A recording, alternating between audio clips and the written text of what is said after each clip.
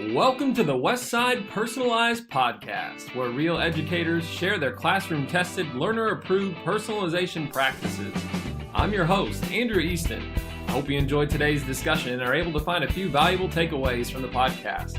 And so without further ado, let's go to the pod! Anyways, I guess we'll just start things off. I'm really excited today to have Dustin Carlson, kindergarten teacher at Rockbrook Elementary School here, to visit for a little bit. And so I'm really lucky that my daughter Moore was able to have Dustin as her teacher last year in class. That was really awesome. Got a chance to know him a little bit better, even from that parent-teacher role. And Dustin, I know this summer, got a chance, right, to go and do a little work with Apple because of he's an Apple Distinguished Educator. So welcome to kind of our podcast vlog, series, website, whatever. And maybe start off by telling us a little bit about how you got tied in with Apple and what that kind of looked like. So 3 years ago, I applied to be an Apple Distinguished Educator, and the process is pretty intense. However, it's worth the time you put into it.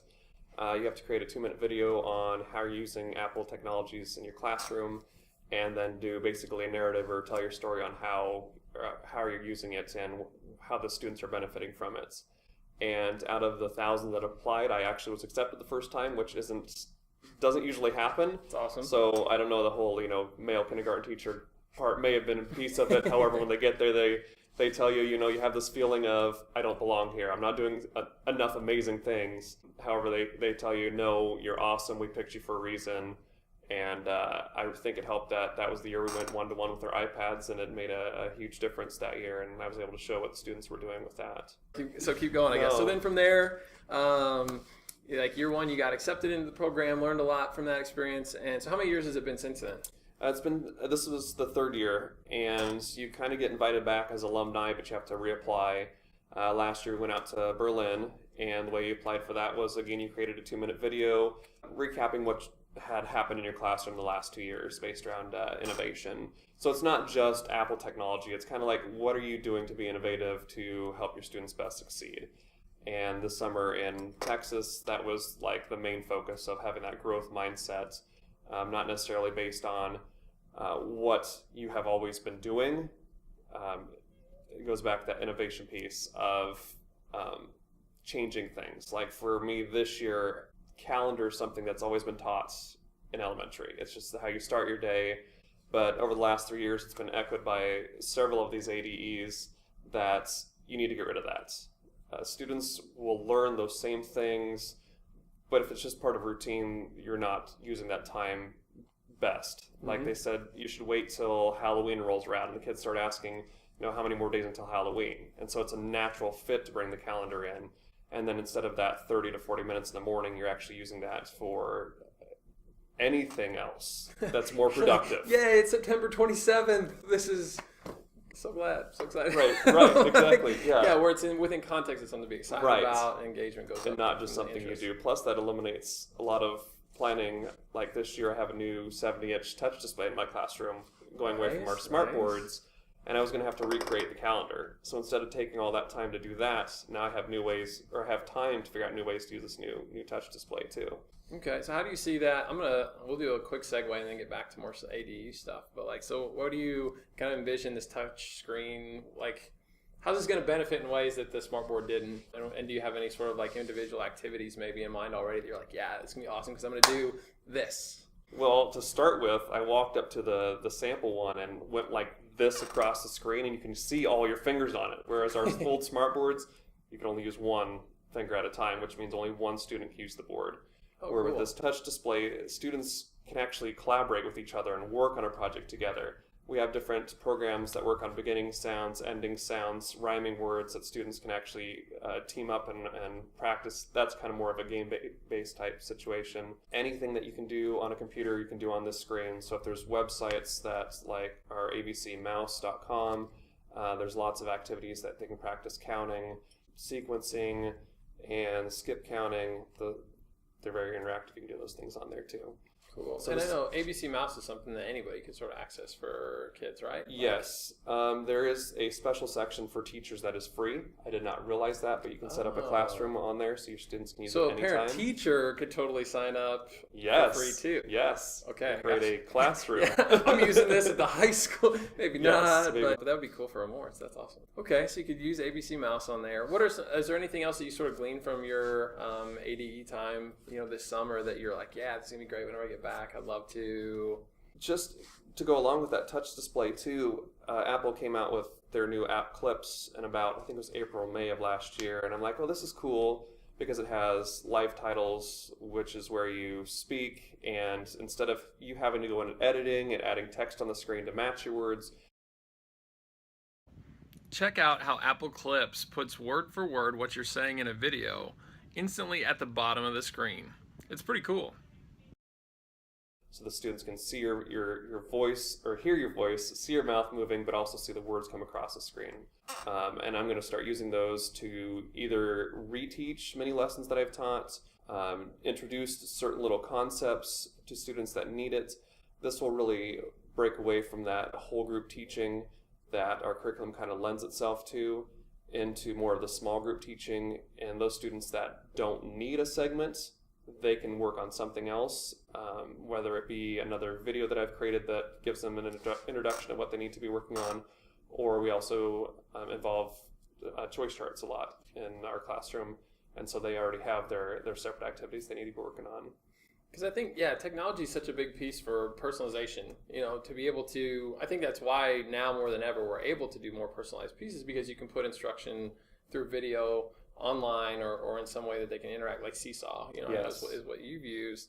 But then, being able to access that and differentiate, and you want quality video, but quality video takes a lot of time to make, and so I think that Clips app is great because you can put a quality piece together fairly quickly. I mean, when I came to observe your class, so just kind of like brag on you here for a minute.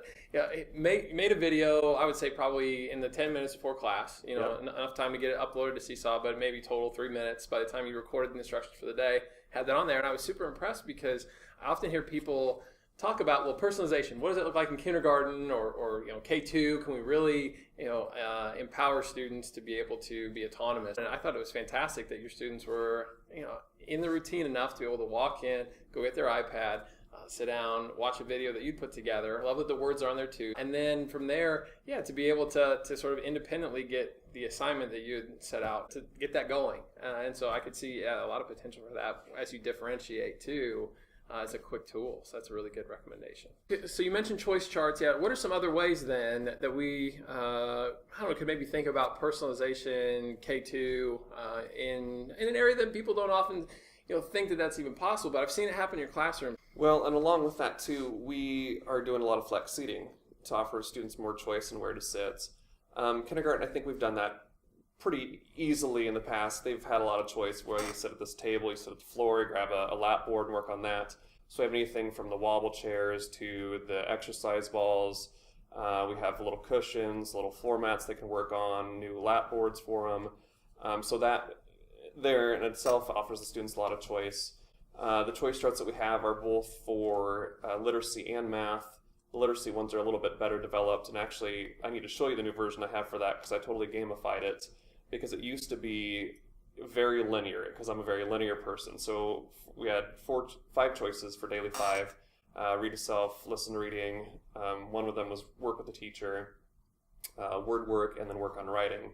And they were just a box. You had 4 of them to go to. You crossed off each one that you went to, and that kind of got boring for both me and the kids. So you had to do all 5 essentially at some point in the week, or over the 5 like sessions. Then, how did students sort of pick that? I guess other than so you introduce it to them, you're like, hey, you have choices, and where does that meet like them actually making decisions? So it's just a very generic board, but based on what the students need, they know what they need to go work on. So if in work on writing, we're doing how-to writing, students already have a project that they started based on a mini lesson that I've taught, and so they know what they need to go back and work on. So if they're writing a how-to on how to make a sandwich, they know that they haven't finished either like step 1, they need to go add more text or more details to the picture. And then as soon as they're done with that project, they can work on something else.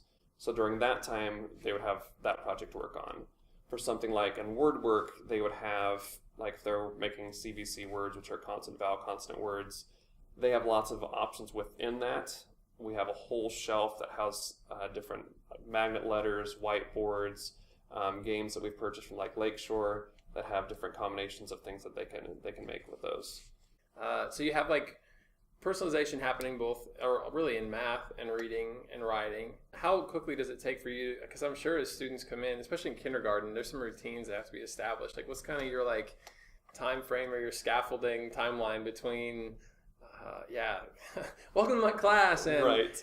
Make your own choices on your own and work. I'm sure it takes some time. It does. If you look at day 1 compared to day 180, it's completely different.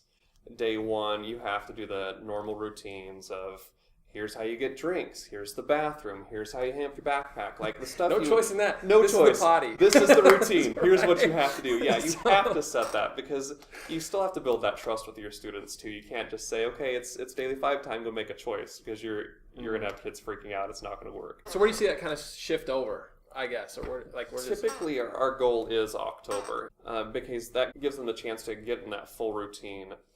Especially for those kids that have never been in a school building before because they went to a preschool, that's an in-home daycare type thing. It's a whole new environment. We start very little. Like with Daily 5, we teach what each choice looks like.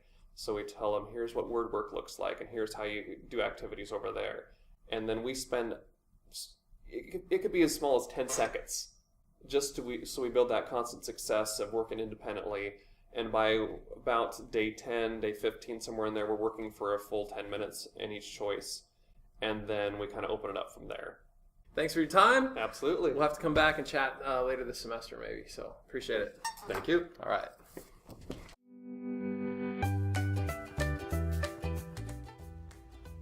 Welcome to Room 5, Mr. Carlson's kindergarten. This year you will find a lot of new features, including this bright, colorful rug, a new 70-inch touch display, and a missing smartboard. You'll see books all over the room for easier student access.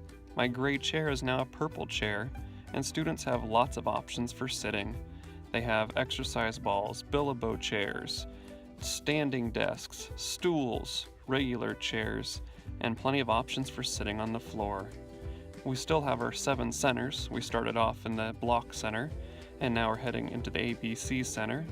You'll see a cart of STEM items, including Osmos. You'll walk over here into the Pretend Center. This center tends to be the second largest, as students need much room for trying on different outfits and creating as they play.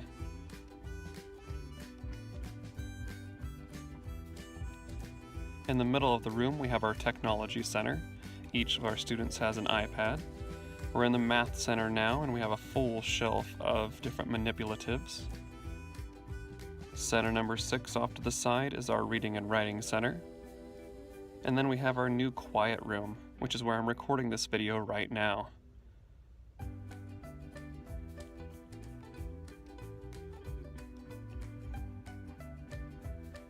You'll notice my teacher desk is no longer there. I now have flexible area for working with small groups or by myself. Our last center is the Art and Science Center. And then we have the Kinder Cove over here, where students can also work quietly in our little mini hallway next to the bathrooms.